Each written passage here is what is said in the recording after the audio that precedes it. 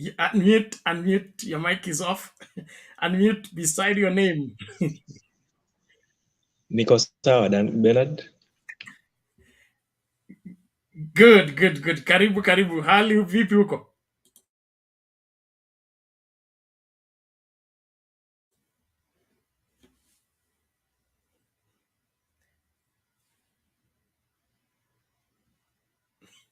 Okay, sorry, Duncan, inaonekana neti imechapa wewe, pole. Lakini nashukuru kila mmoja, tuendelee. Mzee Mike anasema hakuna chama macha baba. Yes, thank you. Hakuna kalongolongo, na hii ni ngoma kali, lazima izae matunda, na hayo matunda mpaka tuyaone. Watoto wetu lazima waishi kwa nchi ambayo ni huru, nchi ya ukweli, sio nchi ya uongo na utapeli. Na unajua hao watu leo nimejua kwa nini hawataki kufanya mikutano kwa stadium na wako kinyume na baba kukutana na watu Kamkunji. Sababu yao moja ni kwamba wanawivu, okay? Wanawivu kwa sababu hao wasipotorokea kanisani kule ambako mabishop wamekusanya washirika, hawatakuta mtu wa kuongelesha, okay? Ndio hawezi kumaliza hizi Thanksgiving meeting zao. Kwa nini? Zina washirika ambao washaletwa na mareverend na mabishop. Hao wanakuja tu kuaddress, lakini wakiita mkutano Kasarani, waite mkutano Kamkunji, hakuna mtu atakuja. That is why they are jealousy that if Baba calls for a meeting, it will be overflowing. But this is a reckoning time. This is a moment like no other. This country must be redefined afresh, and we must get what is right this time. Thank you so much. Let's keep going. And as we continue with the show, please don't relent in inviting somebody to join into the discourse. And if you haven't subscribed to Sound Candid Talk, I'm sure there are those following. Okay, the feed is on Facebook official page, Mutembei TV. Then the feed is also on Mutembei TV YouTube channel. And then the other feed is on Sound Candid Talk, the small younger channel that you're trying to build. So please, if you haven't subscribed, subscribe now as we continue with the show. I will play a video and then we get into the discourse. I'm happy the number is rising. Fatan, thank you so much. When you're prefect wa hiyo channel, tafadhali hakikisha kwamba hiyo kampeni inaendelea. Sasa tumefika 521, tuzidi namna hiyo, tumfike hiyo 1000 subscribers with today and tomorrow. So let's get a video just to play in that effect, and then we start us off with this understanding. Okay.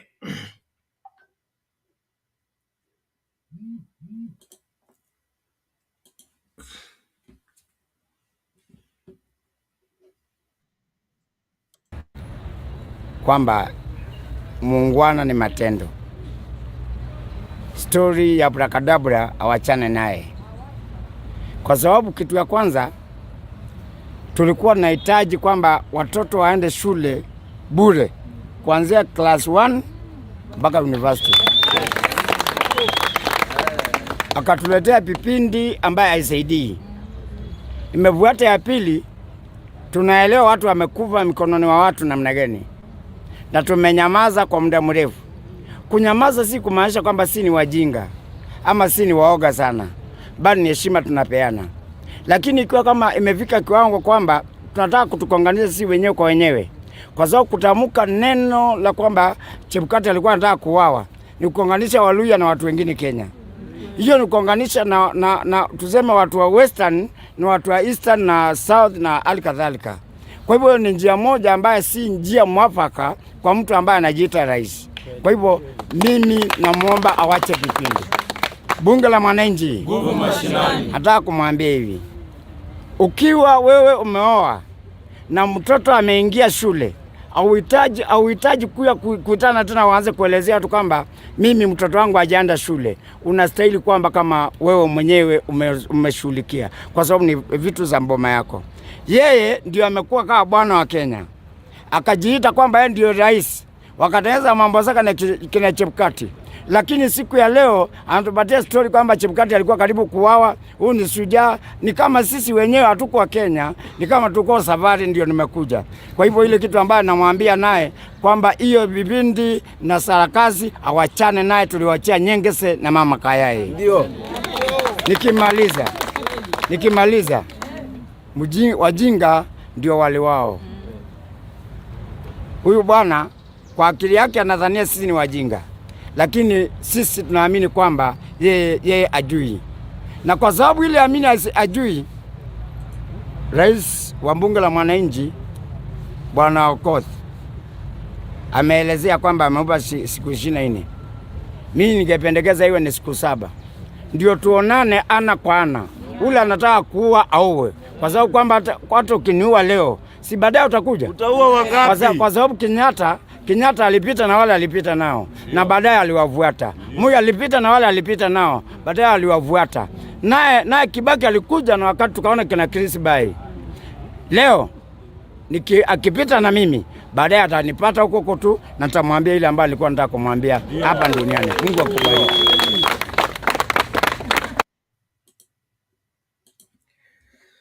Haya, moyo wa Kenya, mawazo ya Wakenya ambao wameamua hakuna kurudi nyuma, lazima mbuzi ipeane kwa mwenyewe, wezi wa mbuzi wafungwe.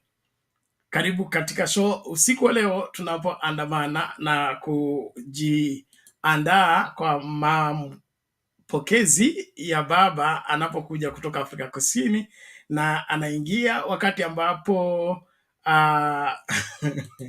mbarika imepasuka. Kenya Kwanza wako katika panic mode, hawajui itakuwa kwaje, lakini wananchi wako tayari. Kuna wale ambao washafunga safari wanafika Kamkunji, kuna wale ambao washalala kwa airport baba kupokelewa. Hiyo sio jambo tena la kupangiwa, hilo lishaandaliwa, lakini cha muhimu lazima kusudi la kukutana kwetu lisimame na Wakenya wapewe haki yao. Shughuli za IEBC kutufanyisha sarakasi, sisi tupange foleni, tupige kura, tufanye uamuzi, alafu wanapindua huo uamuzi, hiyo lazima ikome. Karibu sana Shak Mdune, vipi lakini ndugu yangu? Bwana, salama kabisa ndugu yangu Bernard, nimeshinda salama. Thank you. Vile vile. One moment. Brighton Juma, nimekuona lakini naomba dress for the show. Tuko hapa very serious, ndio tunataka kila mmoja akisikiliza atusikilize akijua tuko serious. So hiyo picnic dress haikubaliki hapa tafadhali, naomba tu kwa heshima, ili bunge likuwe ni bunge la watu kuheshimu kazi tunayofanya, alafu kusimama kidede na ukweli. Thank you. Chake endelea. Vile vile pia ni msalimie ndugu yangu hapo, mkuu wangu hapo, mkubwa wangu Wangira, na nimshukuru Mungu kwa hii siku ya leo. Vile vile pia kuna jambo Bernard limenitatiza, haswa kanisa kugeuka sasa, hakuna injili tena. Injili ni Kamkunji, injili ni mchecheto, injili ni wasiwasi. Leo kanisa lile limehudhuriwa na viongozi wale wetu wa upande huo mwingine, wanyang'anyi wa mbuzi yetu. Umekuwa ni mchecheto, wasiwasi, hapakaliki, nyoyo zinawadunda. Makweli kanisa tunaelekea wapi? Hivi kanisa tutakuwa tukishuhudia tu kila Jumapili ni malumbano ya siasa? Kanisa tufanye kazi inatupaswa ya kuweza kulitangaza neno la Mungu, watu wapate kuokoka kwayo. Hiki kinachoendelea Ama kweli kama watu wana haja ya kuongea, hawana haja kusubiri kwenda kupiga domo hapo kwa kanisa. Hakuna ibada inaendelea hapo Ni malumbano tu. Mimi kwa kweli hakika nimesikia kukwazika ndani ya moyo wangu kiasi kwamba kama tutaendelea hivi kanisa basi litakuwa halina thamani. Ni bora mtu tu Jumapili ifike basi aingie kwa nyumba yake, ajipigie magoti, amuombe Mungu wake basi, maana hii nayo ni waibu mno. Hawa kwani kama ni vidume na wanajiamini wangezungumza jana, haswa Jumamosi, kwa sababu mambo haya hebu washeni hizo taa. Umezima hizo taa, washeni hizo taa haraka. Kwa hiyo Bernard, wasiwasi wa Kenya Kwanza umewajaa na ni haki yao kuingiwa na huu wasiwasi, kwa sababu wasizungumze tu kwamba ni Raila, waseme ni Wakenya. Wakenya wabeba mzigo ndio ambao wameamua, na cha kufurahisha ni kwamba nimeingia katika comment section hapo, katika hayo malumbano nimeingia hizo section walikuwa hapo, nikajaribu kuangalia wale wanafuatilia pale. Kuna mmoja wao amesema, jamani, ni kweli sisi Mungu wa Kikuyu lakini hatukumpigia kabisa Ruto, na nyie ndio ambao mnatupendekeza tu, lakini ukweli hatukumpigia kabisa. Kwa hiyo hii domokaya mnapiga kina Ndini Nyoro, hii haitatusaidia, maana sipo mahali ambapo sisi tulikuwa tumeelekea. Ama kweli haki haizami, haki haizami, siku zote huelea, na imefika wakati wa Kenya hakika tuungane pamoja. Siku ni kesho tu, hata si kwamba ni masaa tunahesabu. As from now, ifike wakati lipasuke mbarika. Kama kweli hawa watu wajipange, maana naamini kabisa kitu ambacho nawaonya, wasikodishe watu ambao ni wenye vurugu, wakavunja maduka, wataleta kisingizio ni watu wanaharibu biashara. Hiyo Kenya hiyo ilipitwa na wakati. Waache wananchi waandamane na kiongozi wao, wasikize kile ambacho wataambiwa, na maamuzi atakayotoka pale ni maamuzi ya hili taifa. Wala tusiletewe vijana na vurugu wakaanza kuvunja maduka, wakaanza kusingizia watu na kurusha mawe, wakaanza kusingizia Raila ndio ameleta watu wanarusha mawe. Hizo story hatutaki kuzisikia kabisa, tumechokana nazo, kwa sababu naamini kabisa Azimio si kutaka vurugu, wanataka ni haki yao, wanataka na wana haki ya kufanya hivyo hata kikatiba. Lakini desturi ya kwamba tuletee vijana ambao wamevurugwa huko, wamelipwa shilingi 2 waanze kurusha mawe, alafu kisingizio waanze kuleta posa kutushambulia, hilo halitatusimamisha kuitafuta haki mpaka pale kura ya mwananchi itakapozungumza na kumpata kiongozi ambaye amechaguliwa kihalali na mwananchi. Kwa hiyo mambo ya kuharibu kanisa haya na kwenda kuzungumza kwa kanisa, mimi yamenitoa imani kabisa. Ni bora niwekee hapa kwa mnazi wangu hapa chini ya mti hapa, ama mwembe, basi nimpigie, nimuombe Mungu wangu anisikie. Kwa kwenda kuona hivi vitimbi vinaendelea na masarakasi yanaendelea huko kwa makanisa, naanza kutia na vitisho, hata hatutishwi, hatubabaiki. Hambabaiki vipi? Mngekuwa mnazungumzia tena, si kwamba mnazungumzia tu hivi kwa kanisa. Injili imesimamishwa,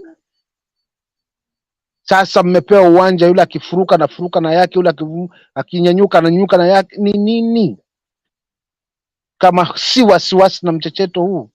Kwa hivyo nitaanzia tu kwa hiyo introduction hiyo kwanza, kwamba jamani, bakasisi, wacheni kutia waibu, wacheni kutangaza neno la Mungu, wacheni kutia mikosi katika makanisa kwa hawa wanasiasa, kuwapa kipaumbele kuliko neno la Mungu. Siku ya Jumapili ni siku ya maombi, ni siku ya watu kutubu na kupata nguvu mpya ya kuweza kulindwa ndani ya wiki nzima. maana ndani ya hizo siku 7 ni mengi ambayo mwanadamu unapitia nayo. Ikifika Jumapili kama vile at least unapata nguvu mpya, unapata neno la kukujenga, la kukufariji. Panapokuwa na tatizo unapata muongozo. Sasa leo imegeuka ni siasa tu. We are tired in this. Choka kabisa, tumechoka kabisa kuona hivi vitimbi. Asanteni, wacha nisimamie pale niwape wenzangu tu kwanza, alafu ndo nitaingia kwenye mada afresh. But hili liliweka kipaumbele maana limenikwaza mno. Thank you. Tunashukuru sana ndugu yetu Chaga kwa utangulizi huu, na tunaamini kwamba cha Mungu tumpatie Mungu, cha Kaisari tumpatie Kaisari. Kuna shida wakati cha Kaisari kinapewa Mungu na cha Mungu kinapewa Kaisari. Hapo wale wanaongoza hizo masuala zote au ndio wanachangia kuchanganyikiwa kwa nchi, na tunaomba kwamba waadhibiwe ipasavyo. Kila Mkenya, asante sana kujiunga nasi katika kipindi hiki. Tunaomba tukaandamane unyo mpaka tamati, na utakuwa msaada kwetu wakati unakaribisha wawili watatu ili wajumuike pamoja nasi. Hapo ndipo Wakenya wote wanakusanyika wakijadili masuala ya nchi yao na vile wangependa nchi iongozwe. Kenya Kwanza ndio hao, Azimio ndio hao, ukweli ndio ule, uongo ndio huo. Basi tuchague njia ipi tutakayoifuata. Thank you so much. Let's listen to Mr. Wangira as we continue further. Thank you. Bernard, how are you? I'm well. Good to see you, sir. How is everybody in the studio? Oh, Bernard, I don't know what you preached about today. Although today in Kirinyaga, I saw what was supposed to be a holy pulpit, turned into a venue of, castigating the opposition and, Raila Amolo Odinga. Bernard, it's very, very interesting time. So, we have what we call in English the norm, and we have what we call the exception. Bernard, today it's the norm. It appears to be the norm of the government, Bernard, to be checking the opposition when that should be the exception. It is supposed to be the norm of the opposition checking the government, but today it's the government that is busy checking the opposition. The government that is interested to know how the opposition sleeps, how the opposition wakes up, what type of breakfast the opposition takes, what the opposition takes for lunch, what they take for dinner, and how the opposition goes to bed, Bernard. And that this is a very, very interesting time then, Bernard. Bernard, today, Rigathi Gachagua has dared Raila Amolo Odinga, the Tinga himself. Bernard, the Tinga that swallowed the Jogo, today has been dared by this gentleman called Rigathi Gachagua. And Rigathi Gachagua says that he will deal with Raila family. I don't understand what he means by dealing with Raila family, but that's what he has said, that he's going to deal with Raila family. There is this gentleman called Major, he's a fat man like me. The musician, he sang the song called Utawezana. Bernard, I know you listen to gospel music most of the time, so you don't listen to some of this music. We listen to some of those songs when we are at home and we are bored. So there's this song called Utawezana, sung by Major. So today, I'm throwing that question back to Rigathi Gachagua, whether yeye atawezana na baba Raila Amolo Odinga. Kweli atawezana na baba. That's the big question that we are asking Rigathi Gachagua, because he purports that, he will deal with Raila Odinga family. Does he have the capacity? Does he have the capability? Does he have the will? Does he have the machinery to deal with Raila Amolo Odinga? A person who defeated Daniel Arap Moi, the professor of politics, Bernard, can he be dealt with a mono? And I want to call Gachagua a mono in politics because he has only been in politics for 5 years. He was elected in 2007, Bernard, as a first timer. So in secondary school, Bernard, that one is a mono, pure mono. Can a mono in the name of Rigathi Gachagua deal with a veteran called Raila Odinga family as he purports that he can deal with? Bernard, Interesting times, Bernard. For example, my son is in Form 4. Is going to Form 1 in another 2 weeks. So if you get into the school where he's getting to and he tells the prefect, the head boy at that school, Bernard, that, I'm going to deal with your family, that prefect will be shocked, Bernard. You know, it is shocking to hear that a political mono in the name of Rigathi Gachagua, daring Raila Amolo Odinga, the veteran, and saying that he'll deal with Raila Amolo Odinga family. And that's why I'm asking him using the lyrics from the song by Major, atawezana na Raila Amolo Odinga kweli. Bernard, and today he purported to say, today he actually said that he knows who is using Jeremiah Kioni. And he was daring that person who is using Jeremiah Kioni to come out by himself. And I wanted to know who was he trying to indirectly attack. Because Kioni is the Secretary General of Jubilee Party, whose party leader is the former President Uhuru Muigai Kenyatta. So was he trying to say that it's Uhuru Muigai Kenyatta who is using Jeremiah Kioni in this particular regard, Bernard? Bernard, in 2013 they told us that we accept and move on. But in 2022, we have refused. We are not going to accept and move on. We must know the truth so that the truth sets us free, Bernard. The truth this time must be known so that it sets us free. And that's why we are not going to move on.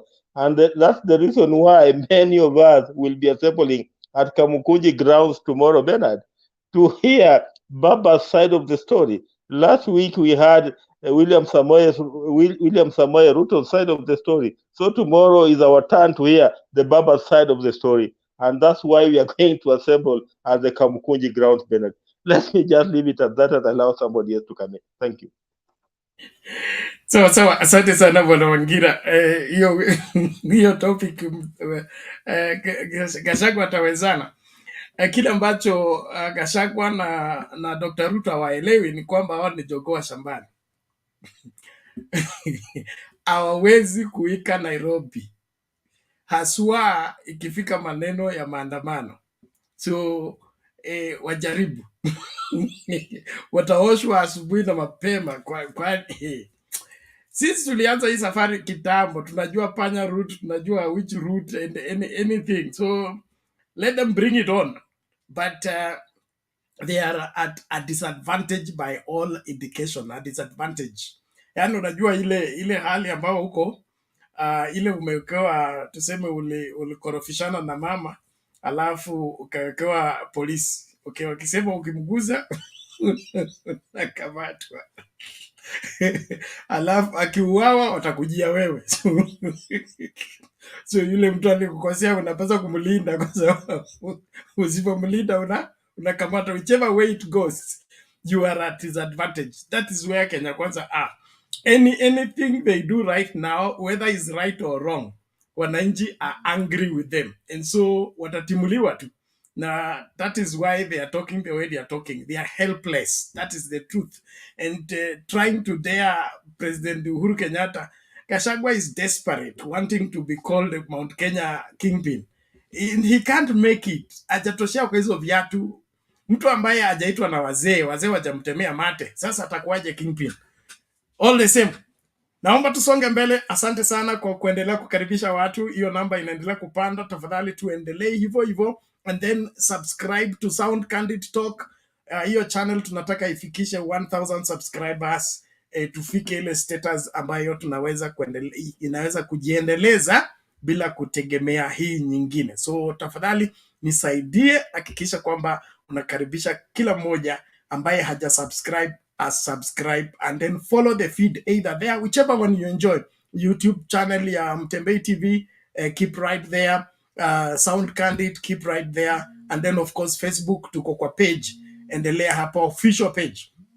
Tumsikilize Brighton Juma tukisonga mbele. Karibu.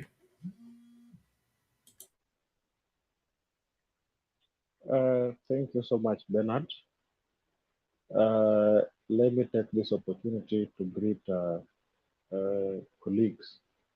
Good Can I say good night? uh, I think, Bernard, we are discussing a very interesting issues pertaining the development or that are underdeveloping our country, according to maybe how my brothers and have put it. But I don't know why we are failing to accept the reality, because uh, I wanted to start with this issue of my brother talked about it. Mr. Wangira talked about this issue called politics in church. You know, Bernard, last time I was in this show, I think was before the August of 9th of August. And actually, everyone knew my stand. And I actually participated in the formation of this government. I was fully supporting this government with the due reasons that I will not lay in this platform. Politics in church, as you all know, that we started this journey in church. We have to continue with the same trend in churches, because those are the places that we used to go and actually uh, fellowship with wananchi. Thereafter, we address the wananchi outside the churches. So when my brother is saying that he was very shocked when he saw the president and his deputy actually turning the pulpit, the holy pulpit, into a political podium, I think he might be, maybe he got it very wrong, because the issues that our president and the deputy president were raising were very serious and emotive, because we cannot pretend to be visitors in Jerusalem in a manner that when someone wants to do something that is going to revoke the peace of the nation, you expect the president and the deputy president to keep quiet and say, gentlemen, things are just okay. Let the opposition leader just organize a mandamano. Then let us be truthful. People have moved on. If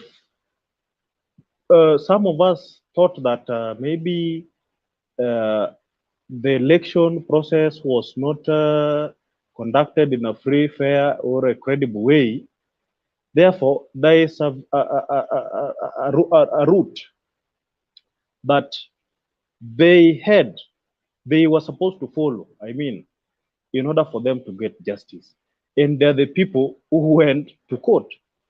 They went to court as provided for in the Constitution. There was a hearing before the Supreme Court. The Supreme Court delivered a verdict. And actually, why don't we have time to move on? Because a lot of things, the country, we need to do a lot of things in this country. So A lot of Bwana things are Brighton, still behind. Bwana Brighton, Yes, I yes, don't know where you're coming from. I didn't get your name because I was on another call, but this is what I want to ask you. yes, In the pursuit for justice, yes. uh, is any court ruling cast into stone in the history of execution of justice? I don't think so. Secondly, our Kenyan constitution does not in any way bar people from gathering, demonstrating, picketing, as long as they are agitated, especially by the administration. And that it does not in any way threaten the peace of the country. So I don't know where you're coming from with this, your peace and progress. There is no way this country is going to progress when it is built on lies, deceit, and all this manner of cover-up. It's okay. It's okay. Thank you so much, Ben. Maybe you never get my point because why I was saying that maybe I think there is nowhere I have stated that demonstration is not allowed in the constitution. There is a provision in the constitution that allows Kenyans to demonstrate peacefully, especially when they are agitated by the wrongdoings of the government. Fine. But now look at what what our competitors are saying on TV. They are saying, oh, tomorrow we will tell you the real results of the presidential elections. Matters, we will do this, that, and that. Honestly speaking, if you are taking people back to where we had No, moved Brighton, away from. you seem to have arrived in Kenya today. The person who has refused to move on in this matter is the president and his deputy. Even when Raila was silent, who kept talking about elections? Who kept saying tuliwashinda from church to church? Secondly, if it is a matter of